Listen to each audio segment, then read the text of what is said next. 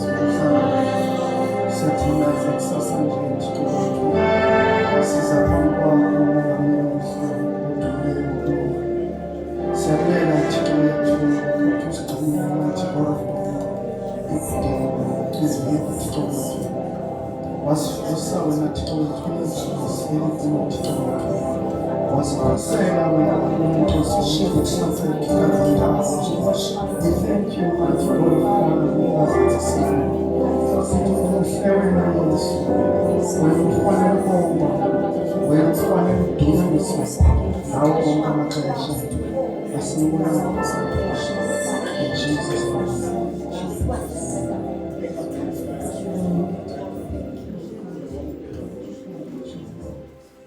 You are the pillar that holds my life.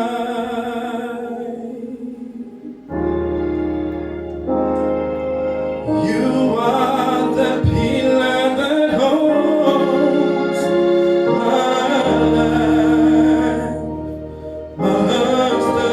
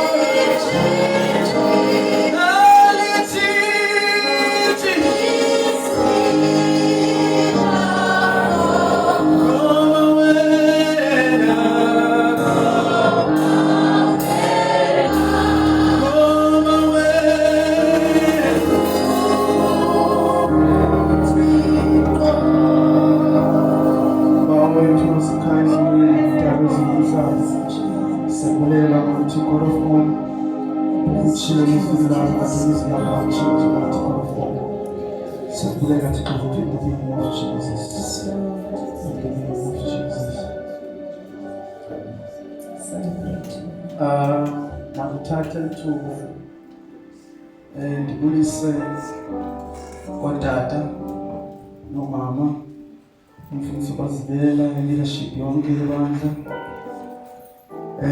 osisi, obhuti, abantwana, igama likaYesu Kristu Nkosi yethu, amen. Masihlandlo oluthethayo uthemba lethu wakamthathi nguzikhali lo uthi kumabo uJojo ophuma kulaa mhlaba waseBhayi nxa bebiza abantu kuseGqeberha kulapho ndiphuma khona. Andihambi ndedwa ke, ndihamba nenkosikazi yam uMatshabalala umtshingo osobhuza. Kwesihlandlo bazalwane bam, bendawuthanda ukubona if ever kukhona umuntu oqalayo ukusivizithela namhlanje okanye ugqibele kudala ukusivizithela, bendawuthanda nje phakamise nje isandla sakho sikubonisa uthando. Amen. Amen.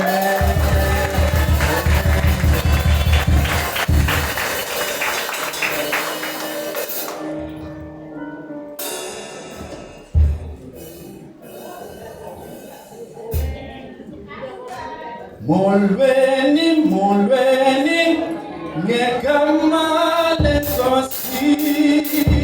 Molweni, molweni, ngegama leNkosi. Molweni, molweni, molweni, molweni, molweni.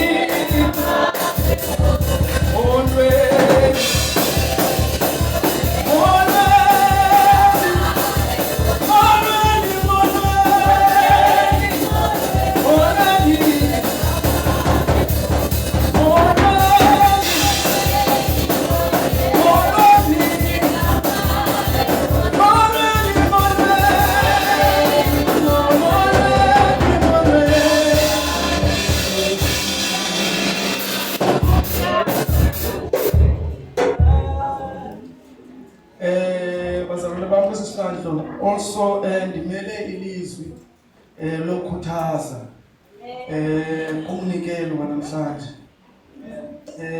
Njengoba ndide andikho mde mdethweni kodwa ke ndizawuzama.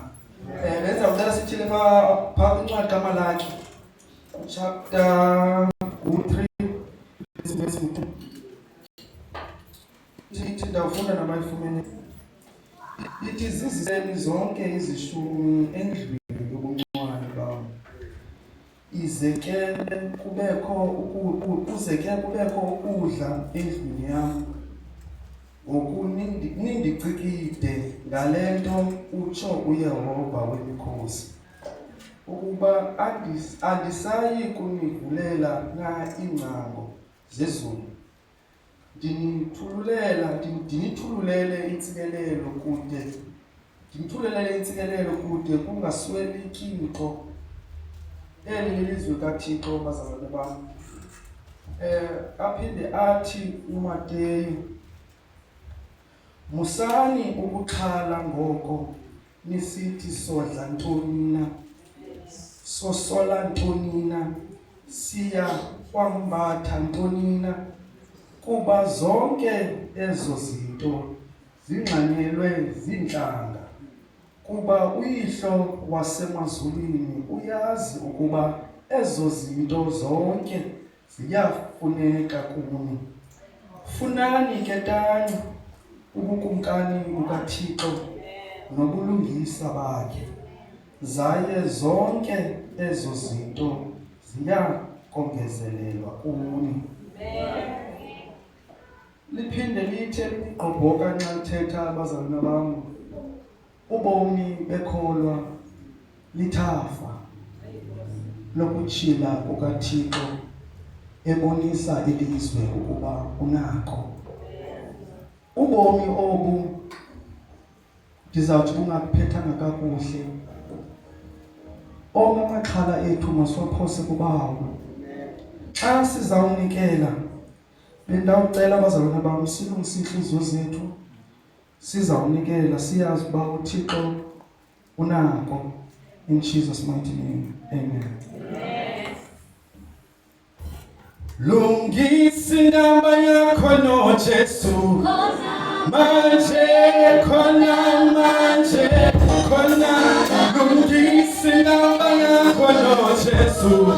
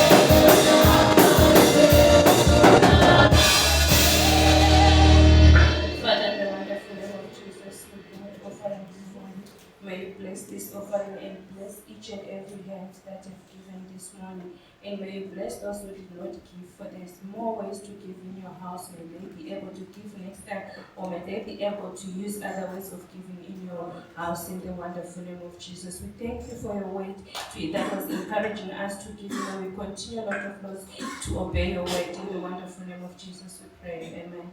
Amen. Yesu wena ungumhlobo, umhlobo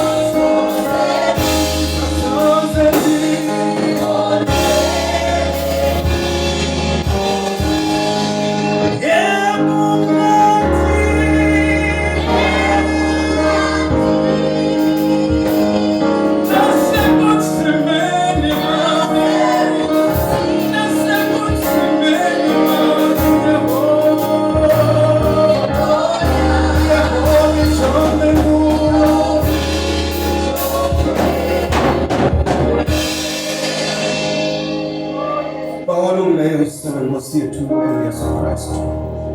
Thixo lelizwi elinamandla elivoma inyama ngobalele wena uyinzulu yemfihlakalo, uyinzulu yesimanga. Uzalise umhlaba wonke nesibhakabhaka. Thixo usondela phambi kobungcwele bakho bezulu. Thixo somandla namhlanje siphakamise zethu izandla. Sibonga sibulela amandla umoya wakho oyingcwele. Othe wena ngawo Thixo somandla budini ngonyaka 2025.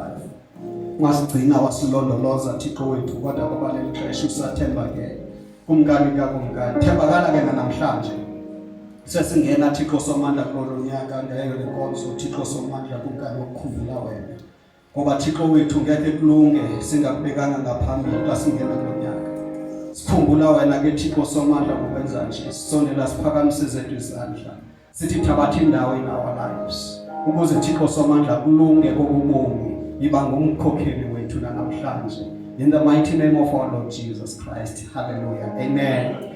Thank you Jesus. Mandibulise ke kwibandla lonke. Ndibulise kumfundisi Tyholweni engekho phakathi kwethu bambile umsebenzi ndibulise kwi-leadership yebandla. Ndibulise komama, ndibulise kotata, ndibulise kulutsha nakuwo wonke umhlambi kaKristu. Ndiyabulisa nani bangakwazi uzithethela ngegama likaJesu. Hallelujah. Amen. Mandime kule ndawo ndithi kuni lonke happy new year. Wadla Jesu. Wadla Jesu. Walamba Sathana. Hallelujah. Amen. Andizinelizwi ke ndiza ne Holy Communion ngoba ke apha kuthi enkonzweni CWC at large kuzo zonke indawo apho sikhona ngayo lo mhla wokuqala okanye icawa yokuqala enyangeni siye beyicawa esiyisebenzisa kwi-Holy Communion into leyo ethi kumele zikule xa siqala uYesu Kristu sombeke ngaphambili. Hallelujah. Siza kwenza lonto ke sithi inhliziyo zethu ke masizilungise sesizawungena kule nkonzo yokukhumbula okwenziwa nguYesu Kristu ngempilo zethu. Amen. Aba kumekhuleni ndiye ndafumanisa ukuthi abantu banendlela zabo abaphila ngazo abathi balunge ukuze baphile uba mhlawumbe umuntu afumanisa ukuthi akalunge ngenxa yento ethile uyabalekiswe kwagqirha then ugqirha amdiagnose ukuthi wena uyathi ukuze uphile kakuhle uhambe ngolhlobo. Hallelujah. Bakhona ke abantu abani kwi-prescriptions ka-life ngogqirha. Hallelujah. Ukuthi wena qho xa uvukayo kusasa kumele zikule uzume ngolhlobo. Amen. Ndisitsho nje singabantu abanjalo abane prescription ka life. Hallelujah. Ukuthi ukuze ubomi bethu bulunge kubekho lo muntu khona phambi kwengcingane zethu. Hallelujah. Igama lakhe ke nguYesu. Amen. Lo wasifelayo lo waphalaza igazi lakhe laphalazelwa thina ukuze siphile. Hallelujah. Ndithetha ke lento ndithetha ndimikula ncwadi kaJohn chapter 6. Hallelujah. Siqale pha ku verse 35 okanye verse 34 no 35 simfunda then siphinde sitsike wakule ncwadi kaJohn chapter 6 verse 54 to 56. Sifunda ku verse 34 no verse 35 sithi qha kancinci and elaborate some few things and then sitsike siyotsho ku verse 54 and 56. Hallelujah. Ukhona la sisifoze ndike namtitsheni ngifundela kamnandi bike yabikho xa sigqiba unyaka phaya ngoba ngabhideka ke ngoku. Yeah. Sifunde ku John chapter 6 verse 34 and 35. Sifumana i-prescription apha. Hallelujah. Sifumana indlela yokuphila. Amen. Kule ndawo sizawufunda kuyo. Masifunde ntombi.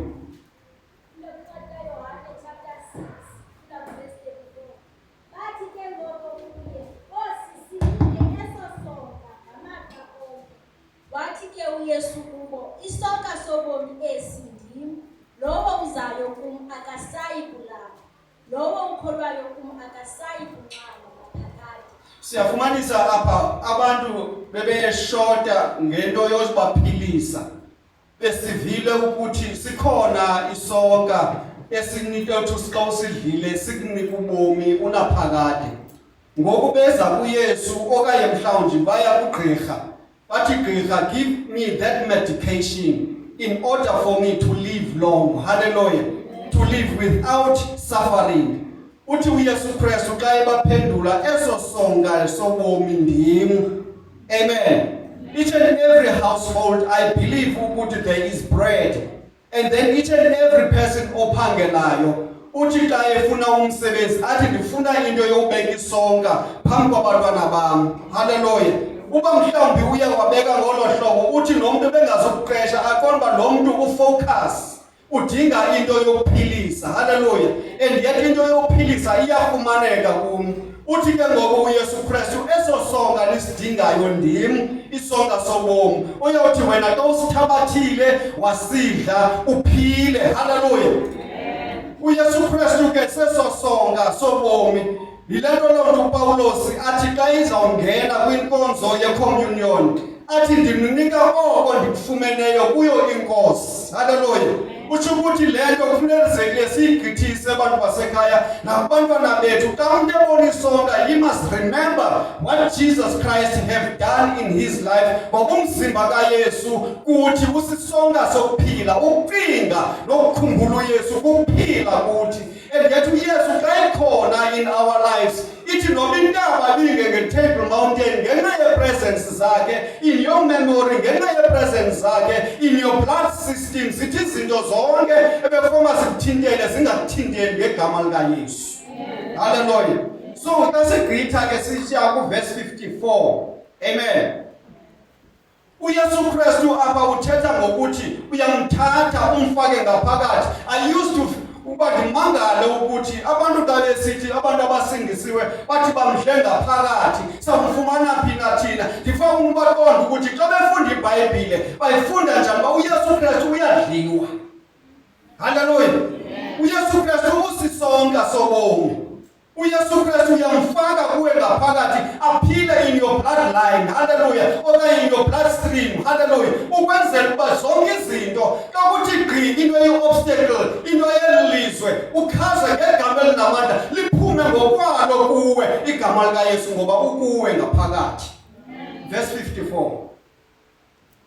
Lowo uyidlayo eyam inyama alisele elam igazi unobomi obungaphakathi. Lowo uyidlayo eyam inyama. Hallelujah. Lowo usidlayo esisonka singuYesu. Ngoba uthe uYesu Kristu umzimba wami lo usisonka. Hallelujah. Uyadliwa uYesu. Udliwa uYesu ngokuthi kufundwe izwi lakhe each and every day, uthandaze ubise igama lakhe each and every day of your life. Unobomi obungaphakathi. Amen. 56 or 55. Naye mna ndiyakumvusa ngomhla wokugqibela. Kubekeka sisi. Kuba inyama yam ikukudla inyaniso negazi lam liluselo inyaniso. Amen. So ndikala apha nje kule ndawo ndifuna ube nayo understanding of what you are going to do. Xa sifunda kwi-1 Corinthians chapter 11 verse 23. Understand ukuthi xa uthatha this bread, hallelujah, Jesus Christ have said esisonga sobomi ndini. Xa usithathayo sisiza kuwe isisonga, remember ukuthi xa sifika kuwe kufika uYesu, umzimba kaYesu. Hallelujah. Naxa uthatha ukudla, have this in your mind ukuthi I want Jesus in my life. And yet I want Jesus to live within me. Hallelujah. Ngawo konke amaxesha ndiphila, ngawo konke amaxesha ndithetha, makuphume insindiso kum, makuphume igama likaYesu. Hallelujah. Ndiyamthanda umazala wami, ndithi noba ndihamba naye ngemoto, uba bekwagingqika nje into yemoto okanye mhlawumbi bekho into engathi iyaphazamisa, into yokuqala ephumayo ngegama likaYesu. Hallelujah. Utsho ukuthi naxa umntana wakho ephuma ecaleni, khawulikhwaze ke ligama ngoba likuwe ngaphakathi, liyasebenza inamandla lento. Hallelujah. Iyaphila ngoba nawe uyaphila, igazi likaYesu likuthi ngaphakathi. Lase singena ndibize itim yami, hallelujah, isiza ngaphambili uthi 1 Corinthians chapter 11 verse 23 unifundele yena sisiyophela ku verse 25. Funda kwincwadi yabaseKorinte bokuqala chapter 11 Itim yami ngaphambili. verse 23. Kuba mna ndakwamkela kuyo inkosi oko ndikunikeleyo nokukunikela kuyo. Okokuba inkosi uYesu ngokusuke eyanikelwa ngabo yathabatha isonka, yaza yakuba ibulele, yasiqhekeza, yathi, "Thabathani nidle, ngumzimba wam lo owaphulelwa nina, oku kwenzeleni ukundikhumbula."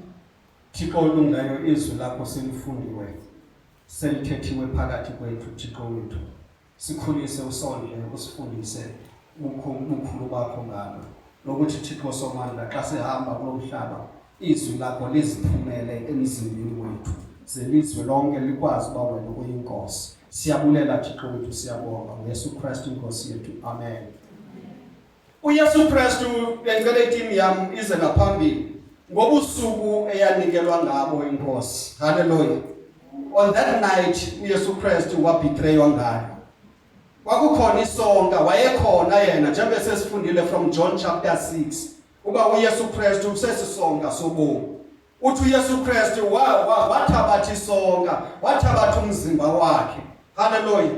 Ekuthabatheni umzimba wakhe uYesu wawuqhekeza ngoba lo mzimba waphulelwe ukuthi thina sosindiswe, ukrazulwe watyakathi ukwenzela bathina sesibe nosindiso nesibe noxolo noThixo. Wawuthabatha lo mzimba uYesu Kristu wathi ebesawuba ebulele, ngoba kumelezile xa uthabatha lo mzimba eba ngumuntu omthandazo. Hallelujah. Bulela kuThixo ngento zonke akwenzele zona nangendlela angahambise ngayo. Wathi sabe saphule wasinikela kubafundi bakhe wabathi, "Thabathani nidle, ngumzimba wami lo." Hallelujah. Bese sifundile ngoba uYesu usisonga sobomi. Esisonga masesifika kuwe esandleni, makufika umzimba kaYesu. Xa ufaka lo mzimba kaYesu uwudla ngenxa yoba umkhumbula, yazi uba ufaka umzimba kaYesu kuwe ngaphakathi ukwenzela ubomi bakho butshintshe kulo nyaka sesiwuqala ngegama likaYesu. Uthi zonke izinto ubaleleka kuzo ongakwazi ukuzenza uzenzela wena. uYesu Kristu xa lisithi lizwi ne-theme yethu, is nothing impossible with God. Hallelujah. Zonke izinto zikwazi ukwenzeka kuba uqale ngoqala ngokufaka uYesu kuwe ngaphakathi. Uthe uYesu Kristu ke emveni bakudliwe wathabatha indebe. Hallelujah. Wathi indebe imele igazi lam lomnqophiso omtsha elephulazelwe ngenxa yabaninzi. Ithabatheni le ndebe xa subaliyisela. Hallelujah. Kwenzeleni oko ukundikhumbula. This is the blood of Jesus elathi laphalazwa emnqamlezweni. Ngoba zonke uYesu Kristu ezinto uzenza ngomhla owanikelwa ngawo uba makahambe ubethelelwe emnqamlezweni. Wayithetha kubo engekafiki emnqamlezweni uba imzimba wam lo uzawubaphulelwa nina, igazi lam lizawuphalazelwa kunye nina. Ze nithi ke ngoku xa nidla lo mzimba ndinixelele uba isonka esi sobomi ngundim, ndinguYesu. Hallelujah. Ze nithi xa nisidla nendlele for ukundikhumbula. Each and every day of your Christian life, Jesus Christ must be the center point. Hallelujah. Wherever you go, remember Jesus, what he have done for you. Amen. Nalendebe ke xa seyifika kuwe iligazi lomnqophiso omtsha. Hallelujah. Ukuthi nina nakwaphalazwa igazi ngani. Ze nithi ke xa nilisela eligazi nenzela ukukhumbula what the Lord has done for you. Hallelujah. Nalo-ke umsebenzi owenziwa nguYesu uzawuza phakathi kwenu namhlanje elizawucela ukuthi xa sesifika lesonka, xa sesifika esondla esandleni sakho, xa ufika lo mzimba kaYesu esandleni sakho, just remember about Jesus. Live to cease to live. Hallelujah. Uphile uYesu kuwe namhlanje.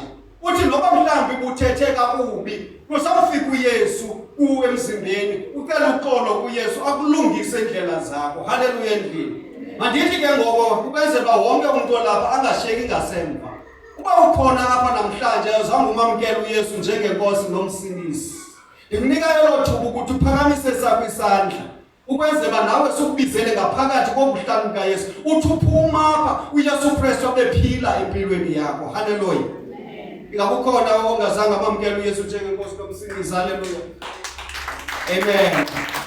Hallelujah. Siyabulela Thixo wethu.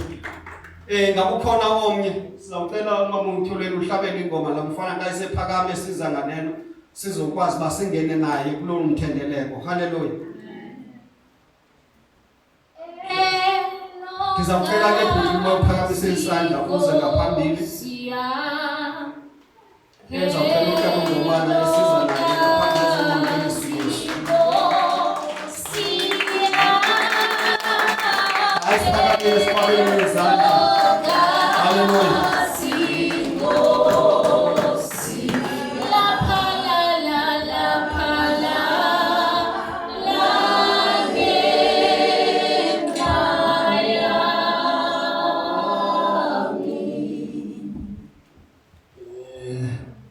Ucela ke bhuti uphakamise izandla zakho njengokanje ukuthi kuYesu andinako ukuzenzela anything. Ndinikela kuwe Nkosi ubomi bam kuba mna ndiyahluleka ngokwami. Ezizandla zithetha ukuba kuThixo mna ngokwami ndohlulekile. Then you ndicela ziphele zitshintshwe ligazi likaYesu libe ngumnqophiso omsha wobomi bam. Ndiyakwamkela Yesu ukuze uthathe over ubomi bam. Ndenza isidalwa esitsha ndisindise xole izono zam endizaziyo nendingazaziyo. In Jesus' name, amen. Ngicela sithandaze ke bawethu namandla egameni lika Yesu Kristu waseNazaretha, uNkulunkulu wethu othembekileyo. Siyabulela kakhulu moya onamandla. Nanku Nkosi umntwana wakho, nansi Nkosi umntwana othembekileyo Nkosi phambi kwabantu. Uthe Nkosi xa sikuvuma phambi kwabantu nawe uyakusivuma phambi kwabawo. Thixo wethu onamandla, nanku Nkosi udela amehlo wabantu, udele Nkosi zonke Nkosi ezinye experiences anazo ebomini. Uza kuwe Thixo wethu othembekileyo, wena Nkosi owazi ubomi bethu, wena ongumqali nomgqibelelisi wobomi bethu. Naku Nkosi ubomi bakhe uyabubona Nkosi ukuba abukwazi ukuqhubeka ngaphandle kwakho. Sincede Nkulunkulu wethu othembekileyo, thabatha nabo ubomi bakhe ubusindise Nkulunkulu wethu omhle in every corner ahlulakala kuyo. Take over Thixo wethu ngamandla akho egameni likaYesu. Ubutshintsha ubomi bakhe ubenze Nkosi ngendlela elungileyo egameni likaYesu Kristu waseNazaretha. Nkulunkulu wethu omhle, lithi izwi lakho Nkulunkulu wethu omhle, xa Nkosi sizinikela kuwe uyakusinika the future that we are hoping for. Moya onamandla, we are praying dwale lihle laphakade that Nkulunkulu wethu onamandla tshintsha Nkosi i-history. Moya onamandla tshintsha Nkosi future yobomi balo mfana. Thixo wethu onamandla kuze Nkosi konke okwenzekileyo kube kanti kudlule namhlanje usisidalwa esitsha. Moya onamandla egameni likaYesu Kristu waseNazaretha, thatha over Nkosi ebomini bakhe, thatha over ubomi efemelini yakhe. Zonke Nkosi zigalekiso nawo amandla obumnyama that Nkosi we assigned in his life siyakukhansilisa namhlanje egameni likaYesu Kristu waseNazaretha. Thixo wethu onamandla, we seal Nkosi with the seal of ownership. Kamoya ingcwele we seal with the seal Nkosi of the Holy Spirit. We seal Nkosi with the Holy Spirit, with the blood of Jesus. Umnqophiso omsha phezu kobomi bakhe egameni likaYesu Kristu waseNazaretha. Siyabulela ke Nkulunkulu wethu omhle, sikwenza mkhulu in Jesus' mighty name. Amen. Amen. Sikhona izandla.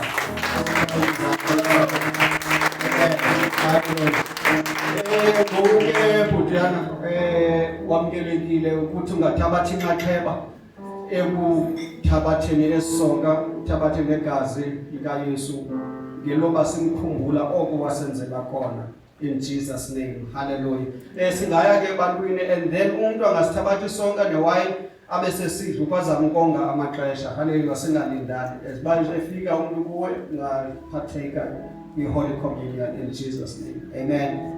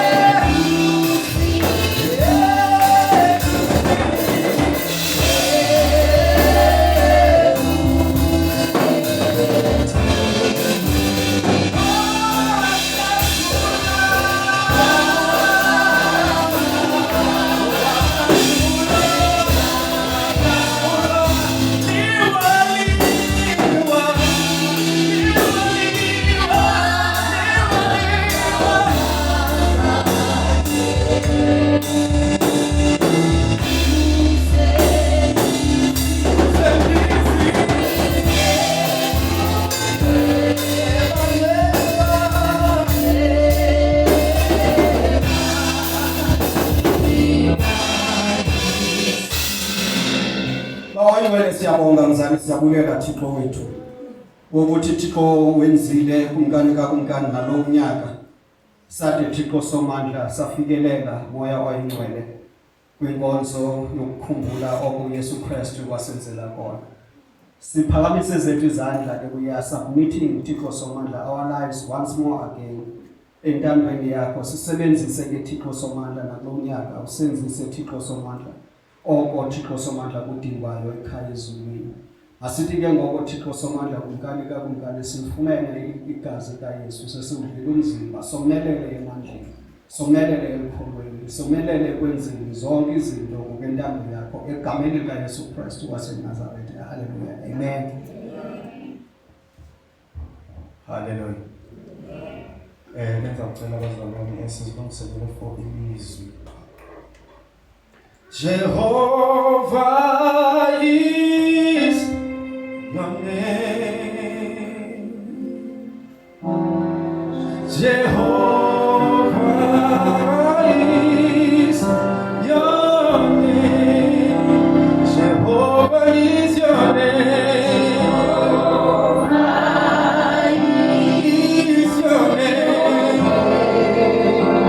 Jehovah is your name. Jehovah is your name.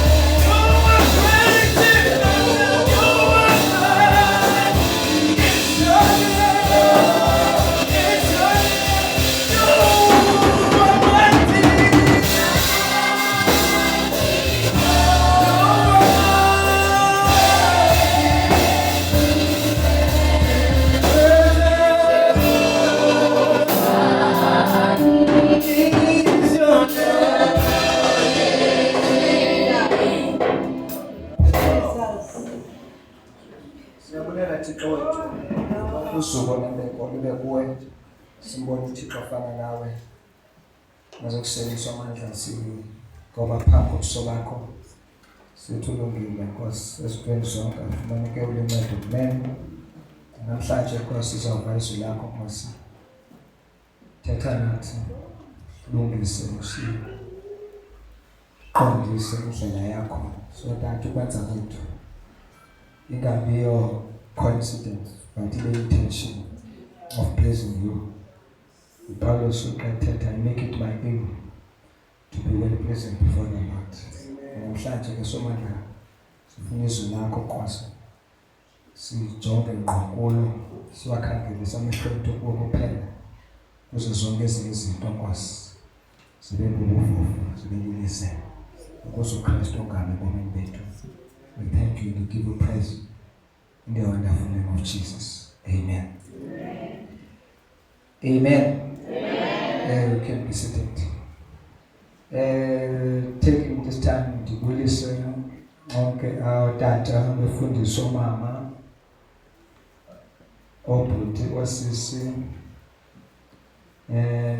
young, the youthful sanctuary, and Sunday school, like America Christ Jesus. Amen.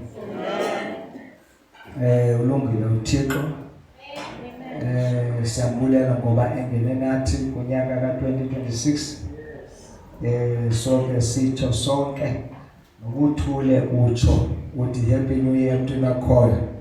So sitsho sonke liphuma kumliya kuni nelimi liza kumu sonke sitsho sithi to each other unyaka omtsha uThixo abe nguncedi. As we started here kukhona into ezibalulekileyo that we need to know. Njengoba zibalulekile izinto azibalulekanga kuba zifika, zibalulekile kuba kade zikhona, but kufuneka sithi pay attention. Umuve iBhayibheli xa sithi akho nto intsha phantsi kwelanga ayikho. Uba ubona i-social media ubona i-TikTok yafika late, it's something that has been there but it has been used in a different way. So into ekhoyo isekelwe phezu kwento bekuyakho, so ayikho nto intsha. Ndenzela uba uthi xa ubona into entsha ungabaleki nayo because izohamba ingabi intsha iphelele. Ngoba whatever comes akomhlaba ihamba ithini idlule. Ngane phone ngoku nene iPhone in the next few years izoba i-history ayiseyonto ibalulekileyo sokwenye into engcono. That's life. Sasikade sixhonyelwa ngabantu be-BlackBerry ngathi ubomi babuxoki. Ayisa-exist no system. So life comes and life goes, but uThixo umile ngaphakathi. So yazi into emileyo and yazi into that is going to keep your life. Amen. I have seen things coming, I have seen things going. When ukufika lento yokunxetshwa kwezabhukwe ezingosikini, that remember no andizulunga. When I was growing up as a teenager, ibikade fashion in the 1980s and 1990s. Xa ibizwa kodwa imitsweko ngokuthiwa ngosikini. So there is nothing new. Kodwa ikhupha ufuna ukuthatha ixesifoni uyifaka because ayikwazi ukuphuma. So there is nothing new. Zonke izinto zikhona but uThixo uhlala engaphakathi. Amen. The topic I want to talk about it knowing Jesus for myself or knowing Jesus for yourself. Ukuthini ukuzazela uYesu ngokwakho, ungamazi uYesu kuba umxele. Xa siqala unyaka ndifuna ube naloo nto uba uzibuze uba ndiyamazi uYesu ungubani. Sikhona into esawusithetha ke as we go along. Maybe let me first explain uba ngokwa as we believe uYesu ungubani. iBhayibhile ithetha ngoYesu uze savior. That's why iBhayibhile itsho kuMatthew uthi uYesu eligama lithi Jesus by lona it means savior. Kuba igama lakhe lobizwa ukuba uYesu kuba eyabasindisa abantu esonweni zabo. So ligama ke elithi Yesu ligama elifumanekayo kwelacala lingapha yangase-Middle East. Nangoku ungabukela ibhola ubujonga into endaba bakhona abantu babizwa xa uyibhala igama lakhe uthi Jesus. Uba ubukela ke ndabona yesterday, I don't know which club but libhaliwe tonto Jesus. Noba ke xa ibizwa kuthiwa nguJesus okanye uYesus kodwa ke libhaliwe kodwa Jesus. So ndifuna uba nalento yoba igama likaYesu ligama elisukaphi. Uthi Yesu ube enguThixo. iBhayibhile ixa ithetha kuGenesis chapter 2 masenze chapter 1 masenze umuntu omfanekiso ofana nathi, and God was speaking to himself, God the Father, God the Son and God the Holy Spirit.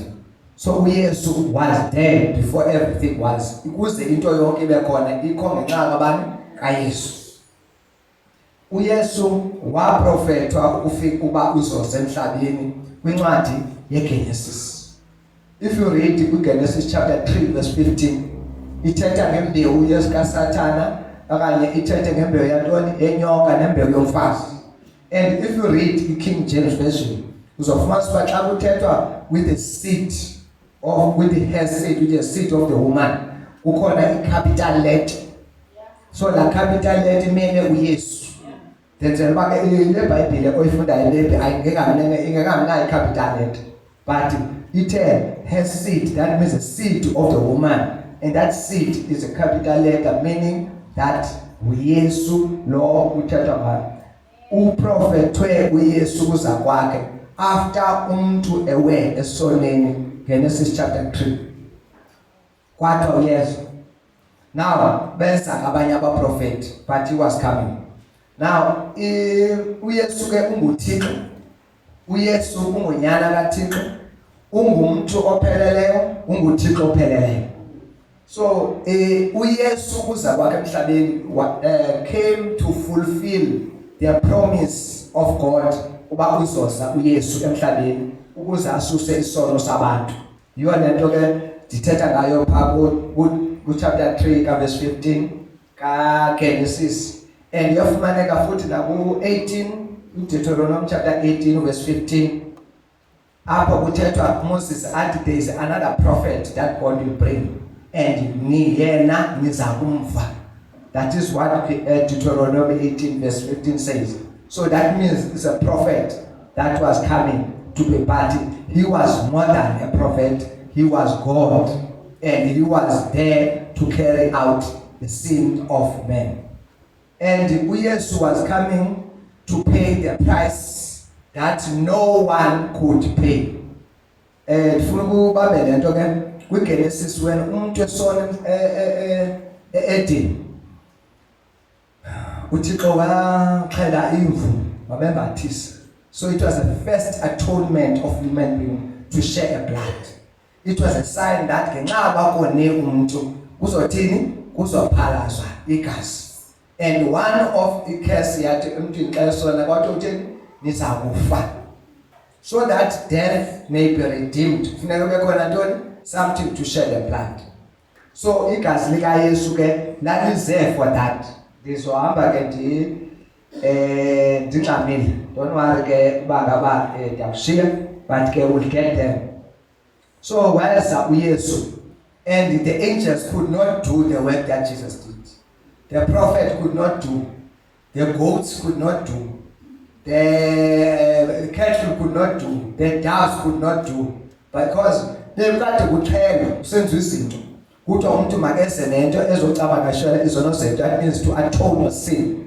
And the Bible each every year people will go to the basenziwe and umbingelelo will come once every year for people. But it could not help. Now kuye ibisazela soba indina, but it could not take away the sin of humans. Abantu baqhubeka besenjani besona nangona bebesenzelwa ezazinto. So uYesu kwanyanzeleka yena eze ke ngelile lakhe igazi ukuze afe once and for all, angaphinde afe kwakhona. In other words, iBhayibhile ubonwa njengantoni? Njengemvana eyahlatshwayo ukuze ithini isuse isono sehlabathi. Aswayifumana kwincwadi kaJohn chapter 3. John chapter 1 verse 35. Ithi la verse ithi abefundi babebona uYesu. Osolo uJohn wayebona uYesu edlula. Wathi behold the Lamb of God. Bonani imvana kaThixo ethatha isuse isono sehlabathi. And utsho kwabanye abantu. And after that bamlandela. Ufuna uyifunde nje quickly John chapter 1 verse 35. There's something just I wanted to do there.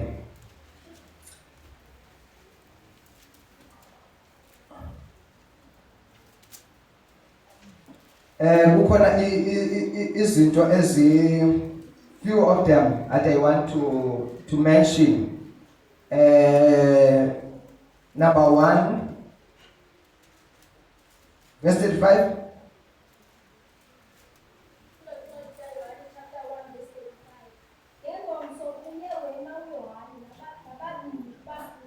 the disciples of John. Okay. ondele kuyesu ehamba nanto imvana kaThixo Wathi nanzo imvana kaThixo. Qhubeka. bamba ethetha abafundi ababili Kekaloku ujikile uYesu ababone belandela athi kubo nifuna ntoni na bathi ke bona Rabi oko ukuthi ngentetho evakalayo mfundisi uhlala phi na Amen. Now ndiyayithanda ke le ndawo ithi after bevile kuba imvana balandela. After belandela abathetha nto balandela. uYesu wajika babuza bani kulo John verse 38 uthi kubo nifuna ntoni bathi bona sifuna kuyobona apho hlala khona. Thela ndifunda le ndawo ngathi okay ndizile ndamamkela uYesu njengenkosi umsindisi. But ke ngofuna ndiyofika uba uhlala phi. Because uba ngaba ufumene into yabona ufumene udibene nomuntu endleleni ungabuza ukuba here mas uhlala hayi mas ithini le hayi mas. That is ngabantu banamhlanje ne uyakwazi udibana nomuntu uncokola uthethe into ezininzi uthini wenze into kubani here mas ngowaphi kanti ubuza. But ininzi information onayo kulomuntu oyithethile okanye izinto ezenzileyo nalomuntu kodwa unokwazi ukuba uhlala phi lo muntu. Now njengabantu abangamakholwa ngiqale apha. If we have to be the followers of Christ, maybe must be Christian for a moment. Followers of Christ, we have to know Jesus, who Jesus is. As we figure in the fellowship of believers, we know each other. So that our buso, kubani hayi mfusi masivele. Kubani ke ayazintoni oyasiyongayo. Awukho sure. So that means we have to know because iBhayibhile xa ithetha ngabafundi yayithetha ngabantu who were open to one another and who could be traceable.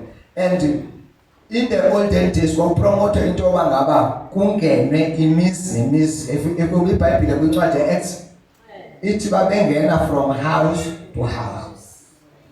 Xa umzalwane ufuneke waziwe uhlala phi so that isimo sakho sokuhlala kuso sathini saziba sinjani. So noYesu ufuneka umazi uba xa ndithetha ngoYesu ndithetha ngabani. Thatha ngoba apho ukuthetha ngoYesu uthi usewantoni uthi uYesu ndim isoka sobomi. Abanye abantu bathi emveni kokuba uthethelwa amazwi manje ndoda injani ithi masotya inyama yasiligazi layo ithi iBhayibhile bamshiya uYesu because they did not understand uba lo muntu bathetha nabo ngubani. Bona babe consent ngalento yokuba baseligazi lomuntu batya inyama yomuntu but bengatyhilekelwanga uba who this person is. So into yoba xa uthi uzohlala ufuna ubona uhlala khona sifuna ukwazi who you are so that whatever we say siyazi uba lo Yesu ndithetha ngaye ungubani na. uYesu funeke simazi. Khona umuntu wakwathi uyakwazi uyalazi igama lakho ifani yakho yasasidumo sakho uyakwazi uzithikela. Thetha ukuthi ufuneka ukwazi noYesu ufuna umcule ngolwahlobo. Xa ubuza uba uYesu ubani ube nokungqina bakho.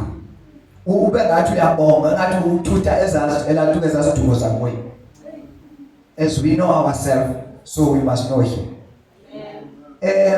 Wazengelele lakhe igazi uYesu wafa ukuze asibuyisele back to him. Kuphi kuye? That's eternity. uYesu usuka emaphakadeni uya emaphakadeni. Before sin came, there was no need for Jesus. But xa sifika isono kwaba khona isidingo sikaYesu ukuze afe asibuyisele back to the position of holiness, righteousness, and a position that must have peace with God.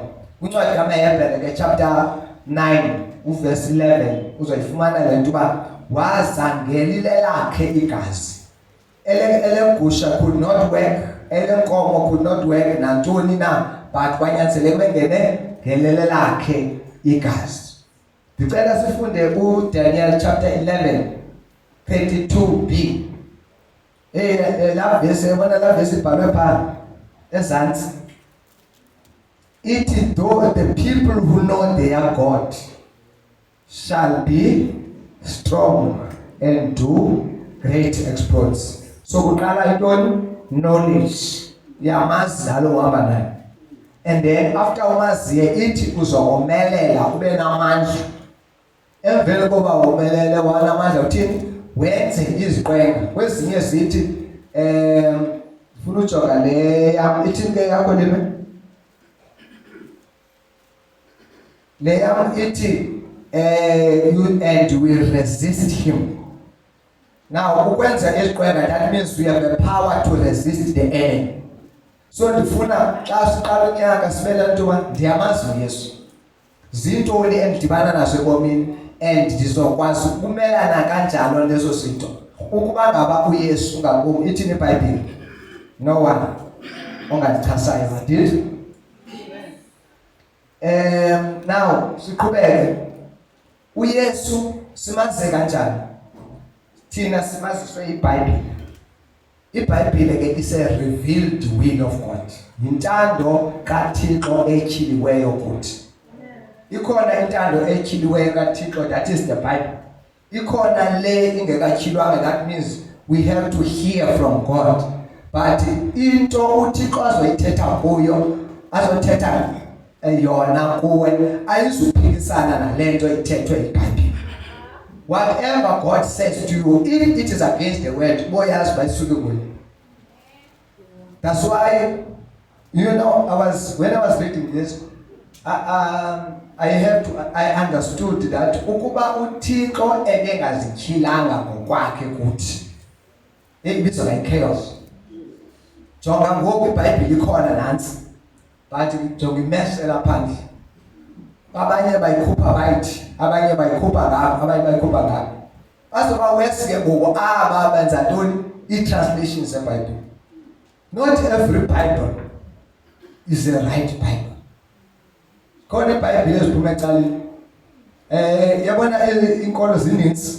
Kusetyenzwa zeBhayibhile, kukhutshwe ezinye izinto, kubekho ezinye. Amarastana iBhayibhile yawo. I saw it. Ndake ndayifunda. I-Jehovah's Witness zinayo iBhayibhile yayo. I read it. And ufumanisa uba akhona kukhutshwa ezinye into ezithile kufakwe ezinye, but ezinye zenziwa weak. Ezinye kukhutshwe ivesi ethi, and that is a work of the enemy, because ufuna remember today esinye sesizathu esibangela abantu babe too twisted, confused and depressed is because there's too much of information. The social media, internet, yonke into, and abantu bayathanda ufuna information futhi bafunde ezi zinto ezikho right. Kukhona abantu ababhala incwadi, they are so called Christian books, but ziyakwazi uba ngathi zi-Christian, but uyifunde utwisted. I have seen abantu, I have been umzalwana kunye nabanye abantu, but along the way, hey, that ababona sebetshintshile. Kukhona incwadi ezithile zazisiza zifundwe, worship of angels, worship of that, worship of that. Yabona when you come to university, high information idlala abantwana. Yeke le ncwadi yofundi. Wa ilatuka biblical context. Nokuyofunda elatuka theology university. Fika uthathe uyofaka ulahlwe ngapha. Funda ukuthi there is no God. And then the present into bethu uboma chi hayi nami ngikholelwa ke ukuthi umuntu ofundileyo uzokufundisa ngantoni ngeBhayibhile okanye betheology, kodwa fika xela uba there is no God, and I prove that there is no God. Later on dibane nomnye ade is God, amqualify naye azombeka. So now there is that is the theology, but bekhona into okuthiwa se-anthropology, sociology and others. Now naso ke ngofike zivela abantu yabona lento atheism is a serious issue and is one of the places that are taken Europe apho khona there is no God. Europe used to be known as a place as say gospel in the Africa and other places. Today it's a different case. Europe it's always the empty zindawo zokonwaba, entertainment ezavalwa. Ngenxa abantu they believe that there is no God. So the information is there, but uba ngabo kwafumana information engekho right, iyamkhupha tu uYesu. Muthi hayi usukala nje hlala ixesha lethu funeka sibe free sizonwabele senze whatever that we want. That is an intention of the enemy. So ndifuna kuyazi ba noba intoni engathi intsha iyafika, yazi ba intention yakhe izofuna ntoni uYesu. Yabona kukhona into ekuthiwa uYesu uthi zonenza nibe ngabalobi babantu. USathane ke ngokuyena uzoloba uYesu out of you, taking Jesus out so that uthi nantoni ubuyazi ikholwa, but Jesus uYesu angatyhileki enguye lo anguye. Ngicela ufundele let me just read pha chapter 1 verse number 42 xa ndizodlula ithi u40 uAndrea umzalwa wakhe yayiuAndrea ke noeva uLatu Petros waqala wakhangela umzalwana wakhe uPeter and then baya kuYesu bamlandela. So ithi lento as you hear about Jesus, find your brother or your sister and then follow Christ. Ithi wathi ke xa 41 ithi simfumene Messiah. Wamsa ke uYesu uthe wasondela kuye wathi wena uSimoni unyana kaYona kuba uthiwa uKefas okuthi ngentetho evakalayo uPetros. There is something that when you come to Jesus your identity changes. So Peter stated as we go along. Now uYesu could not be revealed until he revealed himself. So nathi sazi uYesu through the Bible. So ndifuna ke iBhayibhile uyifunde with understanding, not one version of the Bible but different versions, so that we understand ba lento enokuthethwa yenye some another one can be different.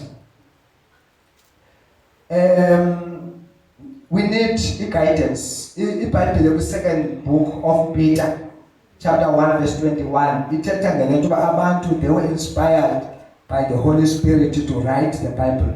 So yonke into bebeyiva uThixo ayithetha then they wrote it. Kungenjalo ayibhalwanga ngabantu kuba becinga. It was God giving them what to write. uThixo uyakwazi ukubhala because ufunde incwadi ka Exodus zofumanisa xa uthetha imithetho yeshumi zange ibhalwe nguMoses. Yabhalwa uThixo. uMoses wafumana into eseyibhaliwe. Wanomsindo wayephula. Phinde uThixo mnike umbhalele enye wamnika. The accurate knowledge of God is in his word. And uThixo nguye oconfirm uthi chapter 5 ka John uthi verse 39 and izibhalo zigcina ngabani ngaye uYesu. So if you want to know the accuracy of the Bible, let us find it in the word of the accuracy of who God is in our lives. Sifumana uYesu. Now uYesu uzityhilile wazalwa emhlabeni waphila phakathi kwabantu. Now ndifuna esibawuqala unyaka ube nale revelation yakho. Uthi chapter 4 ka John andizosifunda sininzi eBhayibhile verses ne. I'll just note chapter 4 ka John verse 24 from verse 24. Uyakhumbula khona umama okuthiwa Samaria, intombi yomSamaria, yes.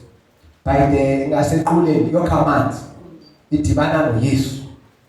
Ithi ayacela amanzi then abiyethi hayi kwathi athi uYesu ubusazi ukuba ngubani lo ucela kuye, ngocela umuntu kunike amanzi apopozela ebomini obunaphakade.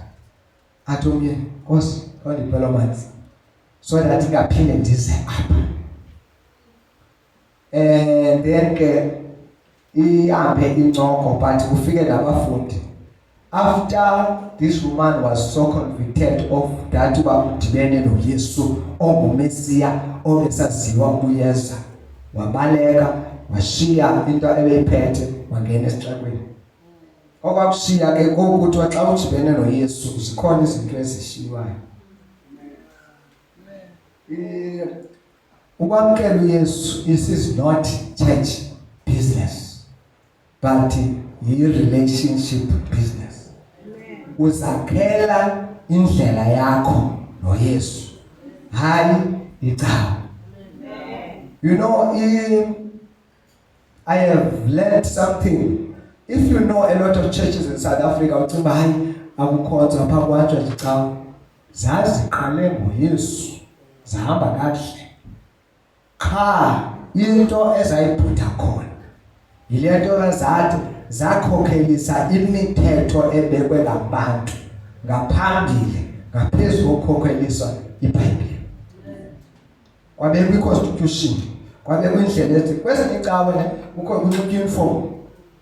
But xa ufunda iconstitution into bangaba kuthiwa omama bazothi bathi they shall wear no uniform. Ibhaliwe kodwa bona they wear uniform. If you go to churches, colored churches, white churches, they belong in sin. But xa ufika bona banxibela into zabo yakwazi abamnyama uniform. Siyayifata ithanda into thina nomthetho. Into efuna ke yenza ubomi bube difficult. Ngoba uYesu wenze ubomi balula. Because ezi zinto zenziwa ngabantu and then after that ifocus isuke ke ngokuba uYesu kuthiwa hey ngifana ingaka ngifana uthe awunonxeba kawuthele awunothi kawuthele yabona uqala uthuku ke ngoku uba ngaba uthe ufuna ukhupha imali yadliwana. The main thing is God. Once wa prioritize icawe nendlela yokwenza icawe yokuzwashiywa nguThixo, you will miss Jesus. If when you come to church umuntu ozobaleka ngutata uhoyi utata uxhasa utata ukhuthu uboma hayi kubantu bayamazi ngila ngamfana umshiyeki akangothixo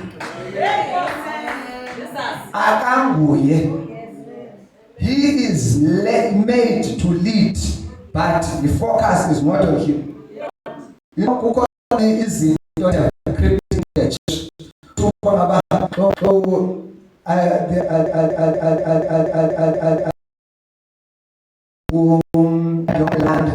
uthi ke ngoku ukhona umuntu omfonela athi hayi ulapha eKapa lo muntu ufaka ngapha eGcuwa uthi lathi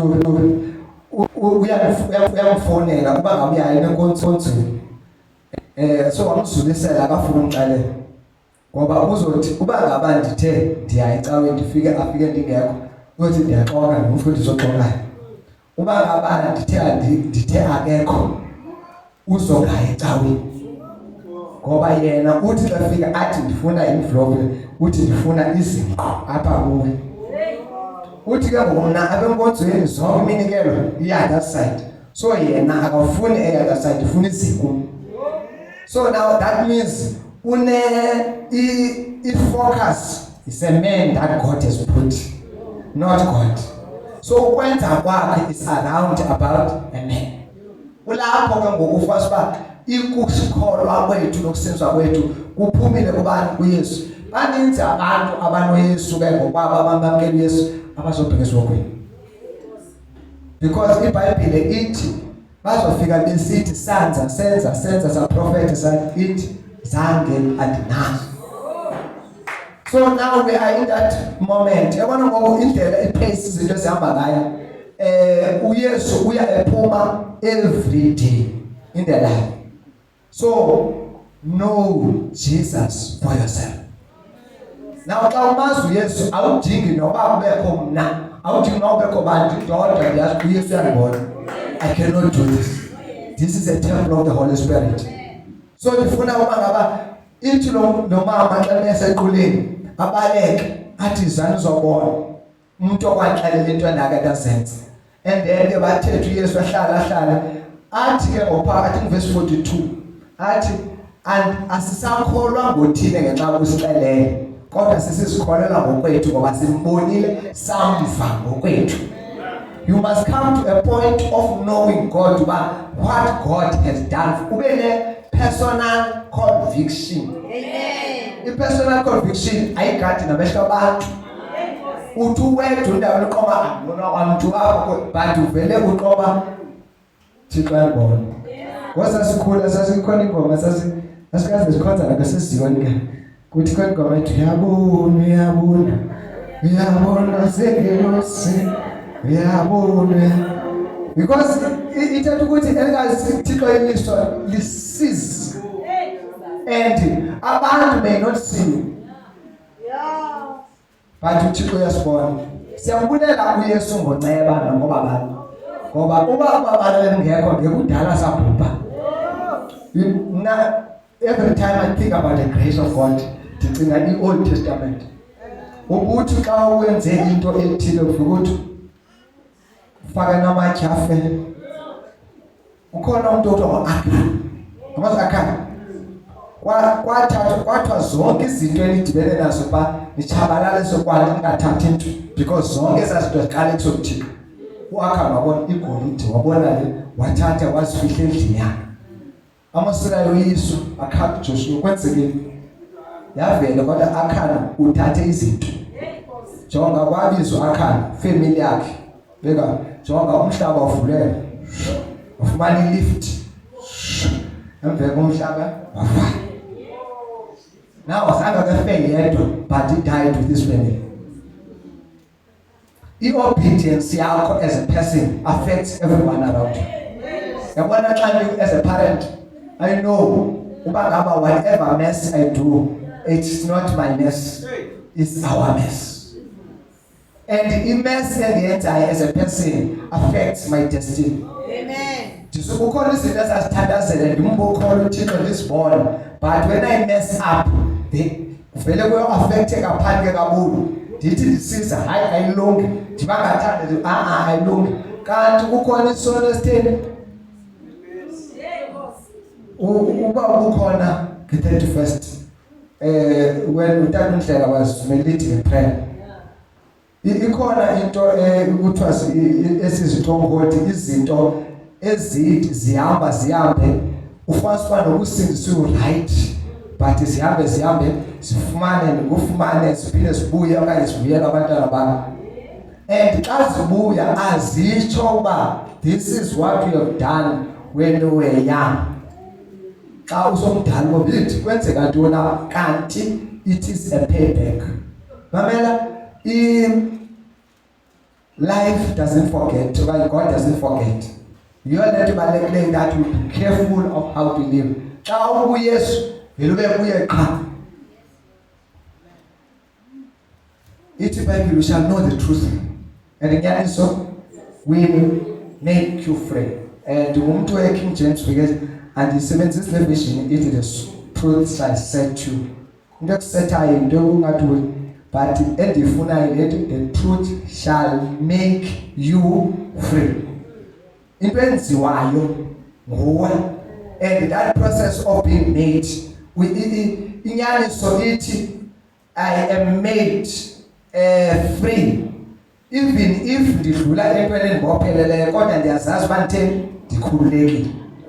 Inyaniso izondikhulula namhlanje but inyaniso indikhulule so that naxa ndisibona ndibophelelekile ndizazi that I am free knowing Christ.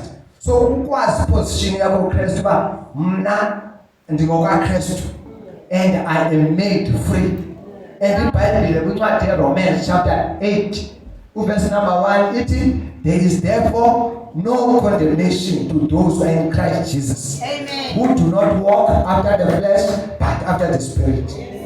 Esinye ke iBhayibhile aziyisebenzisi la ndawo ithi who walk after the flesh but after the spirit because ithi ilanto ukuclaim hayi umntana kathi I'm saved, there's no condemnation. Iphelele apho. But ithi iBhayibhile abangahambi ngokwenyama, ngoba uma ukuhamba kwenyama wenza izinto zenyama, you are condemned.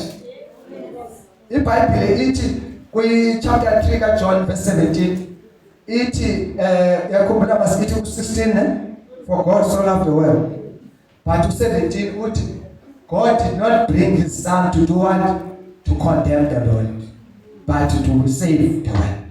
So uYesu akazanga ne-condemnation senenkululeko, but if we take that ubuyazi ba I am in Christ and ubomi bam is in Christ, then there is no condemnation. So namhlanje kufuna sihambe singabantu abanenkululeko engqondweni. Amen. That's why iBhayibhile ilisithi ku-Romans chapter 12 ithi ndiyanivuselela, and beseech you therefore, brethren, by the mercies of God, that to present what? Your bodies as living sacrifice. Your body living holy and acceptable to God. It do not be conformed, but be transformed. So,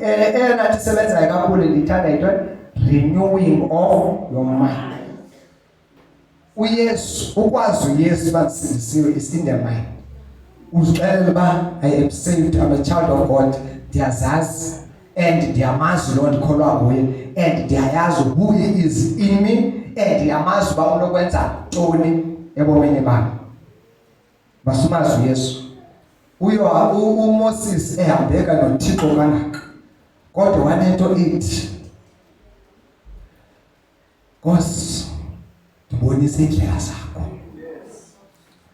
Jonga uvule ulwandle, wenza abayiphutha enza yonke into, wabasenza abantu, kodwa unento ithi Nkosi show me your ways. And iBhayibhile kuPsalm 103 verse 7 uthi indlela uThixo wazityhila indlela zakhe uMoses and his acts to the children of Israel. Abantu abasizayo babesazisonka, babesazi amanzi, uba batyhile bahluthe basela, ithi iBhayibhile bebephakama bathi hamba odlala. Yabona ke ingxaki into kwazisonka, because bread tomorrow xa singekho sithi ulibele ngobeni isonka.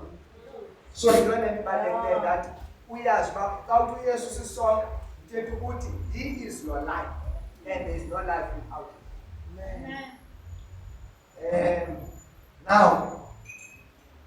uYesu siyamazi ngelizwi lakhe, sifunda izwi, si understand, we meditate so that sifumane uqeqesho kaThixo and injongo kaThixo siyazi ngobomi bethu.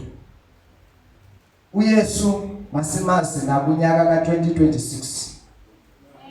Masimazi uYesu ngonyaka ka2026. Ndifuna ukufunda incwadi yeProverbs chapter 19 verse 21. Ithi ndifuna ukufunda le yafundi enye 19 verse 21. Figure ithi you can make plans. You can make many plans, but the Lord's purpose will prevail. Ungazenza na ulonyaka but uba uYesu engekho ebomini bakho, yonke lento uyenzayo ililise. It's not wise to every count unyaka wenze just not the resolution. It's not right. So ngabe iplan yami ya last day bithe yaphela up, this is what I need to go, because ubuya plan ithetha ukuthi something is not right. So njengoba not can't yeah, uqala isithi beke can't ubeke isithi uzo achieve into. Remember, you make plans. Kubani onosigqene last word is God. Isena kwenze ba ezuzenzayo awukhanga umbuze wa uYesu. Uba Yesu nje waba nami. This is my plan. Ithi iBhayibhile ngicela ujonge chapter 16 kaProverbs. Ithi lena we can make our own plans, but the Lord gives the right answer. Verse 2, people may be pure in their own eyes, but the Lord examines their motives. Commit your actions to the Lord, and your plans will succeed. So, ubeka uThixo and ubeke uThixo phambi. And before ubeke ubuze ukuba ngaba, what do you have, Lord, for me this year? Before you plan. Because sometimes what interferes or can make our plans not to prosper is because if there's a plan, sashiya yena phambi. Ebona ke lanto ithi inkosi sihlangene kwindlu yakhe izanam. Sifuna ukuthi xa besebenza isitampu kule nto sesiyiqale ngokwethu. So xa sehluleka sithi hayi uThixo uyehluleka. Kanti sizenze izinto zethu safuna uThixo ngathi must approve. And we did not ask uThixo bawuthini yakhe indlela. So uThixo ke makazithile ebomeni bethu umuntu ngamnye. What revelation of Jesus do you have? uYesu xa ekhile kapha umbona into inga uThixo, who is Jesus to you? What can he do? Umbona ba unokwenza ntoni? Wena umbona nje ke ATM kuba ngaba xa ndifuna ukuthi zam zilunge ndithi azilungile. Just stay here for a moment. Ukholo lwakhe kuyo, how much can you have faith in God? So indlela uYesu that we flew in our life is the way Jesus aye abonakale ngayo. And ubomi bethu, remember, xa usindisiwe awungeni wamkela uYesu, uthatha indlela kaYesu uyibeke ecaleni yakho. So and then you follow Christ. So if ke thina siba nalento futhi bayi ndizune Yesu ndizakwenza zonke izinto ndimshiye ngasemva, then you will lose Christ. Your love for Christ. How far can you trust Christ in your life? How far can you depend on him? Knowing Jesus is putting God first over all human feelings. Singabantu feelings getting. Singabantu emotions. Ufasi ba nto ku iBhayibheli ithi knowing Jesus for yourself. And it those who know their God. Not to feel or about who are connected to their emotions. Because feelings come and go. And if feeling onayo about something, yes, ungayenza into. Maybe I pray by usenzeka ukuthi ndilile ningibone isikelelekile kanti kukho into ezame ezezabuya ngoku size ngamandla, so I cannot contain them and I'm crying, but it has nothing to do with God. So ifuna emotions ne feelings singazibe into that is ibe knowledge of God. Uba ndiyamazi na knowledge of God ikugcina sekungekho kwanti sikelela kayo, sekungekho kwanti ithandaza, sekungekho kwanti ithi phila right, but uthi I know that my Redeemer lives. And lo ndimamkeleyo uyinyaniso, so sika ayikwazi asikwazi entertain intoni inyama. Sitya uYesu chilo tata apha. And xa uYesu lapha kuwe iyaphela appetite of any other thing. Noba zi-drugs, noba utshaya, noba utshwala, noba ujona, noba into ikaphela. Because vele uqoba yowanele. Lo ndimthathileyo hayi uvalile ngoku uthi uPawulos xa ethetha ku-Philippians chapter 3 verse 8. Sisibona zonke izinto zakathi yiqhuku. There is all the things rubbish. Kwenxa kaKristu otheni wongamele. So ingase 2026 abe mkhulu uYesu. Ulithethe lalizwi xa udibene nemeko uthi great is he that is in me than the one that is in the world. Noma uSathane uza nazo ziqhele zinhle. Akhona ke sithandi kathi imali. Yabona kwathethe imali, phethe imali iyaphela nyana. Bathi mazi uThixo siyibona nazi imizi zami ziyaneliswa yonke. Kodwa ndisibuza ba le mali ngabinayo uYesu. I rather suffer affliction with the children of Israel, of God, than to enjoy the passing pleasures for a moment. As Satan, I see umsuzwana. intention is to take Jesus out of your life. So count everything lost for ukugama kaYesu Kristu. You know, one of the things endifuna uyazi, falling is not impossible ebantwini abakholwayo. Ithi i-theme yalo nyaka, nothing shall be impossible. Ithi la verse uMaria Luke chapter 1:37 edibane ngolos ithi zamenzeka kanjani ndingazana ndoda athi ayikho into eyakuqambela uThixo. Ndifuna uhambe nalonto nawe uba ngaba as long that uYesu ndimazi ukuba ngubani bonke bakho, nothing shall be impossible. So uhamba ngale ngolukholo lokuba there are challenges, zikhona izinto sizovuthusa ubomi bakho, but know this one thing, that uThixo ekhona nje ebomini bakho uzokwenza umahluko. You know, one of the things endifuna ukuyithetha, there are many people abamazi uThixo ebebemkhola uThixo, great men and women of God who preach the gospel, but it happened in their life but they bawe. Yes, bakwenzeka ntoni? After uThixo ekusebenzise kakhulu, uSathane uvelathi namhlanje samthomba. uSathane ufuna ngexesha uThixo senze into ezinkulu, aveleze nje yena wami. Yabona ufuna uJob Elijah wabulala abaprofeti bakaBhali, thandaza kwehla umlilo wedla yonke into. Wezizwi nomuntu umuntu likaJezebeli that wena nje ubabulele nawe uyifoli, ithi zangoyike umkhonzi kaThixo. Uphilo kaThixo bezisa umlilo, so soyika umuntu ilizwi lomuntu ongumama. Ithi iBhayibheli wabaleka uprofeti washiya amahashi yophuma esangweni.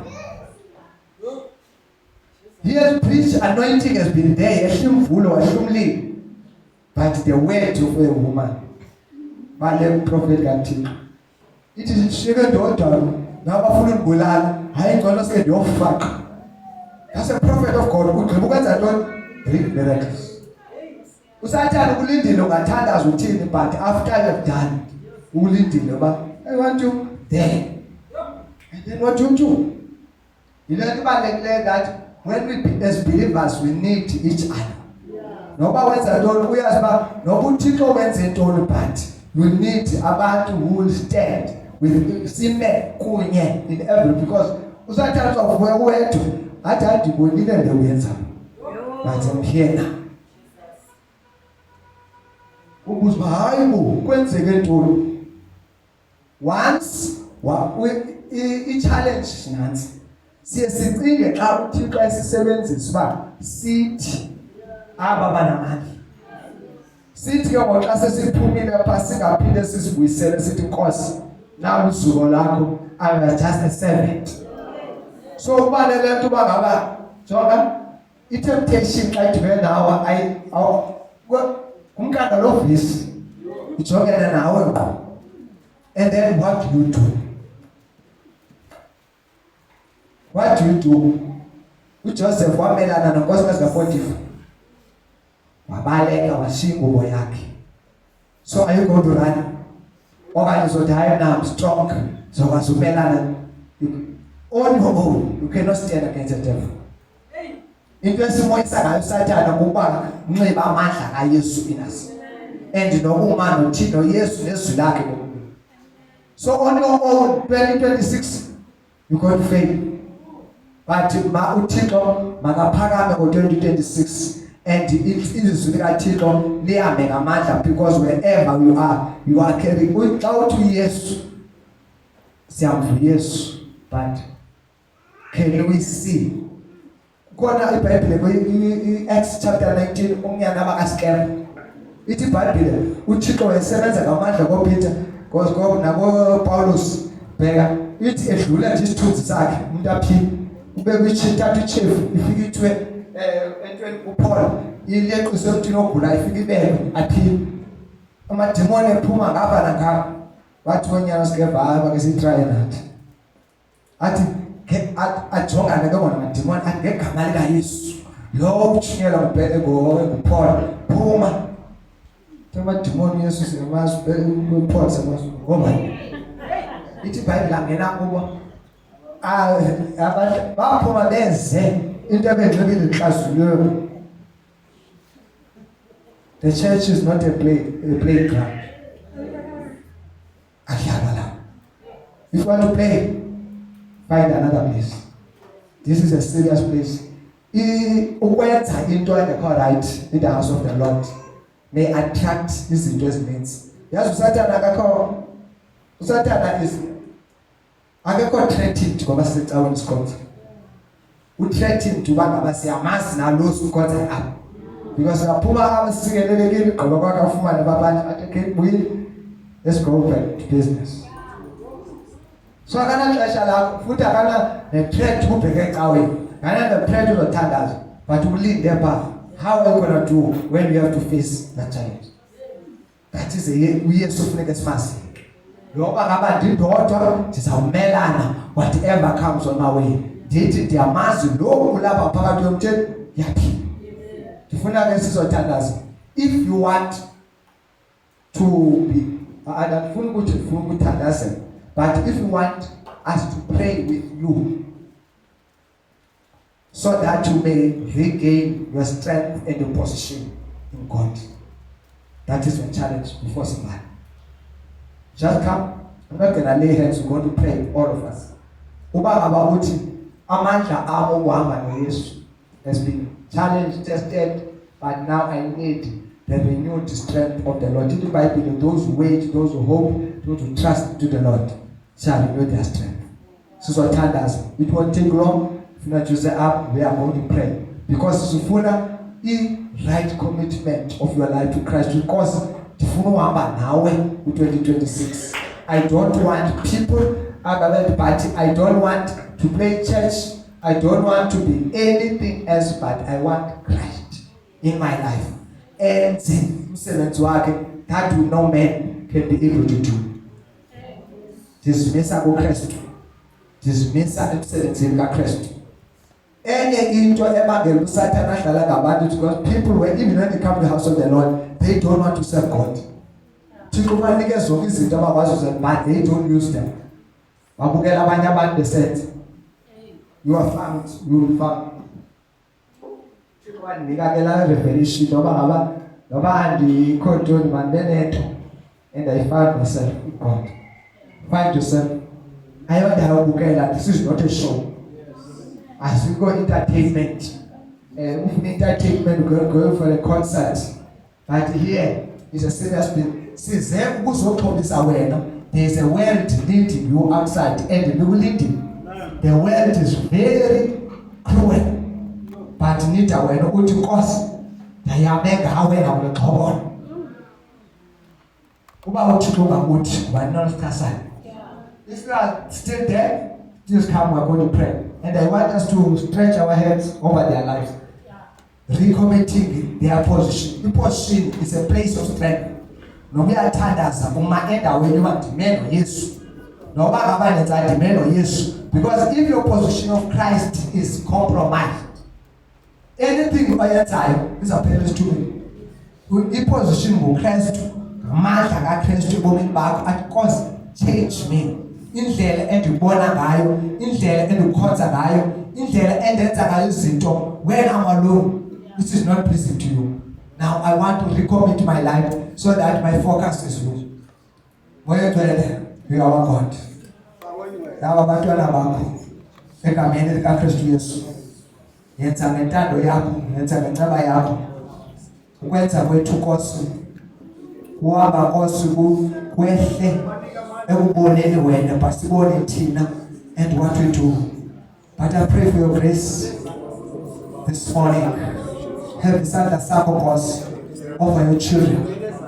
Moyo ngcwele umntwana wakho makunyenga broken. Every stronghold be broken.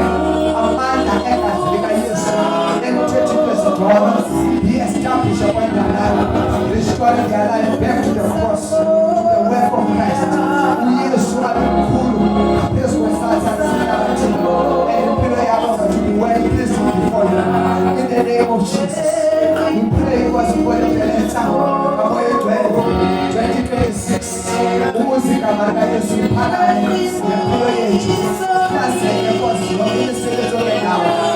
Forsake sin, forsake every ungodliness and everything the enemy wants to do. Thina sikhonza uThixo ophilayo ophilayo. Ona sikhonze not because of our good years, not isizenzela ukuthanda kwethu, not according to our comforts, but sikhonze ngenhlanhla yakho.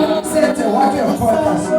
Breaking us womoya wokuzithandela okwathina singasethi, womoya wobuvila, womoya Nkosi ongafuni, umoya ongafuni uthandaza, umoya ongafuni izwi, umoya ongafuni ukuzila, womoya Nkosi that is not of you, that is not encouraging to stay.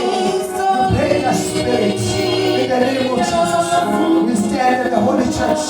We are fighting against Islam. It is what we saw on 2026 to still victory over everything. And as we stand with Jesus in our life, nothing shall be impossible. And we stand out that Jesus alone, that will stand in our life. Jesus alone, that shall come out in our lives. In the name of Jesus. Speak the blessing of the Lord that makes rich and no sorrow. Speak the blessing of the Lord. In the name of Jesus.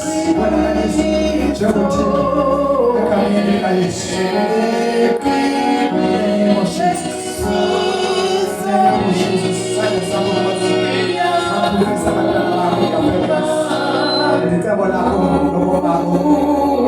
It's dead, and that's no weapon formed against them will prosper.